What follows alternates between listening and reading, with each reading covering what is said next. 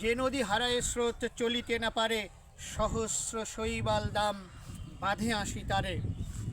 কিংবা নদীর একুল ভাঙ্গে অকুল গড়ে, এই তো নদীর খেলা, সকালবেলার আমির রে ভাই, ফকির সন্ধ্যাবেলা। প্রিয় ভিউয়ার্স, আমি বিশ্বকবি রবীন্দ্রনাথ ঠাকুর তার একটি কবিতার দুটি চরণ এবং আমাদের জাতীয় কবি কাজী নজরুল ইসলামের গানের দুইটি চরণ আপনাদের সামনে বললাম।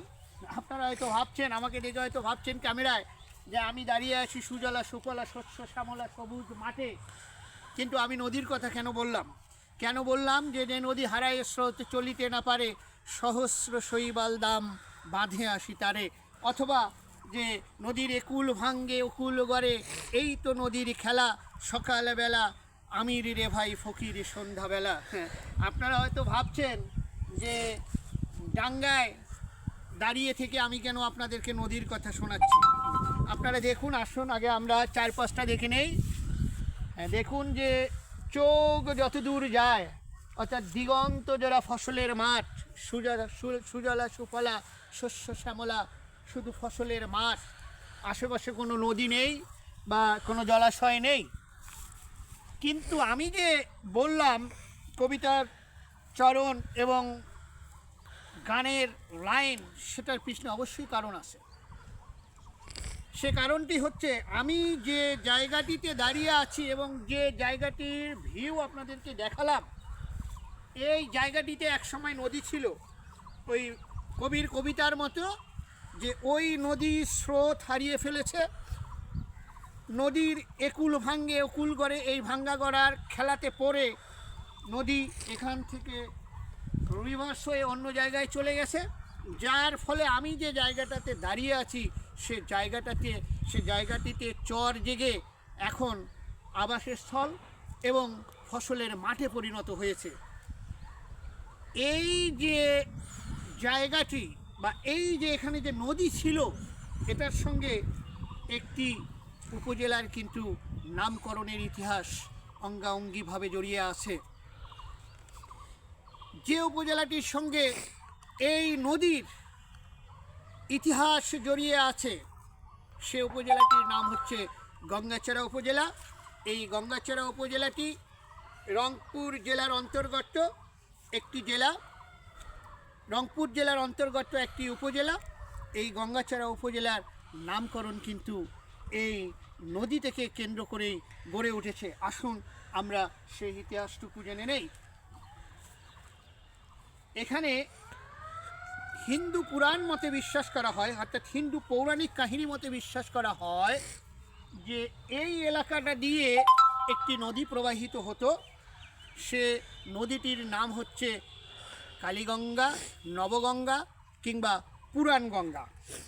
আমরা জানি যে গঙ্গা হচ্ছে হিন্দুদের একজন দেবী এবং পূজনীয়, অত্যন্ত পূজনীয়। তো আগেরকার দিনে হিন্দু ধর্মাবলম্বী মানুষেরা নদীকে ভালোবেসে গঙ্গা হিসেবে সম্বোধন করত। এই হিন্দু পৌরাণিক মতে বিশ্বাস করা হয় যে এই এলাকা দিয়েই কালীগঙ্গা, নবগঙ্গা বা পুরাণগঙ্গা নদীটি একসময় প্রবাহিত হয়েছিল এবং এই নদীর সঙ্গে বাংলা সাহিত্যের মধ্যযুগ, আমরা জানি যে বাংলা সাহিত্যের মধ্যযুগ হচ্ছে 1201 থেকে 1800 খ্রিস্টাব্দ। এই বাংলা সাহিত্যের মধ্যযুগের যে অন্যতম কাব্য গ্রন্থ মনসামঙ্গল, সেই মনসামঙ্গলের ইতিহাস ও পৌরাণিক কাহিনীও জড়িয়ে আছে। এখান থেকে আপনাদের এই যে উত্তর দিকে, অর্থাৎ এই যে রাস্তাটি চলে গেছে, এই যে উত্তর দিকে ডিঙ্গার পাড় নামে একটি এলাকা আছে 2 থেকে 2.5 কিলোমিটার দূরে। এই ডিঙ্গার পাড় নিয়ে আমি একটা প্রামাণ্য চিত্র আপনাদের সামনে উপস্থাপন করেছি। সো এই যে ডিঙ্গার পাড়, এটাও কিন্তু এই পৌরাণিক কাহিনীর সঙ্গে জড়িয়ে আছে। হিন্দু ধর্মমতে বিশ্বাস করা হয় যে মনসামঙ্গলের যে অন্যতম চরিত্র চাঁদ সওদাগর, বেহুলা এবং লক্ষিন্দর।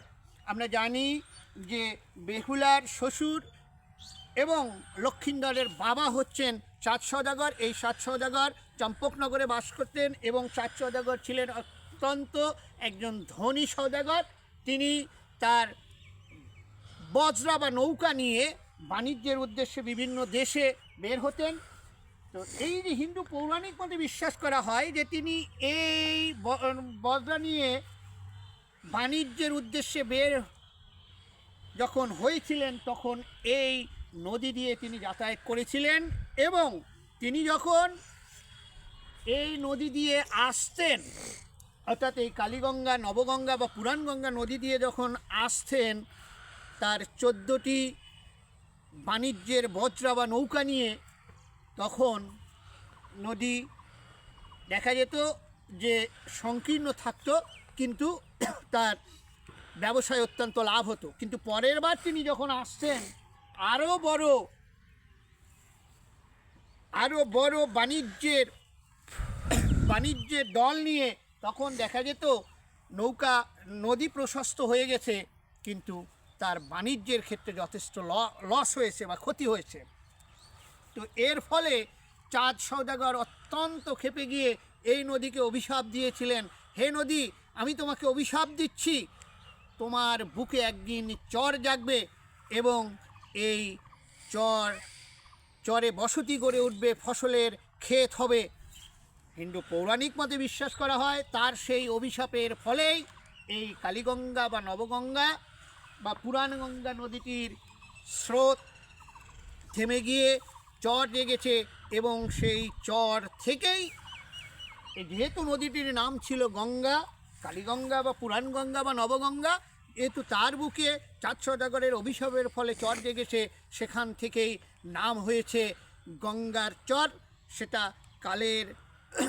কালের বিবর্তনে সেটি রূপ ধারণ করেছে গঙ্গাচড়া। আপনারা দেখবেন যে প্রশাসনিকভাবে যে নামটি গঙ্গাচড়ার ক্ষেত্রে লেখা হয় সেটি হচ্ছে গঙ্গা চ বয় শূন্য রয়াকারে রা, অর্থাৎ গঙ্গাচড়া।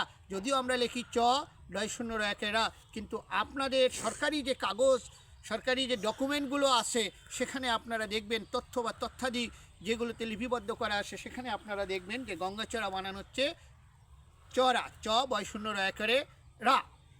তো প্রিয় ভিউয়ার্স, আমি আমাদের নতুন প্রজন্মের জন্য ইতিহাসটি তুলে ধরলাম ওই গানের মতো, যে এক সময় যে নদীতে স্রোত বয়ে যেত, যে নদী ছিল স্রোতস্বিনী, সে নদী এখন হয়ে গেছে স্রোতহীন। শুধু স্রোতহীন নয়, সে নদী এখন ইতিহাসের অস্তিত্ব থেকে, ইতিহাসের পাতা থেকে বিলীন হয়ে গেছে। তো প্রিয় ভিউয়ার্স, আপনাদের প্রতি অনুরোধ থাকবে, আসুন আমরা সঠিক ইতিহাস জানি, আমাদের এই গঙ্গাচড়াকে সারা বাংলাদেশের মানুষের কাছে তুলে ধরি সগৌরবে মহিমায়। এই প্রত্যাশা রেখে সবাইকে ধন্যবাদ জানিয়ে শেষ করছি। আল্লাহ হাফেজ।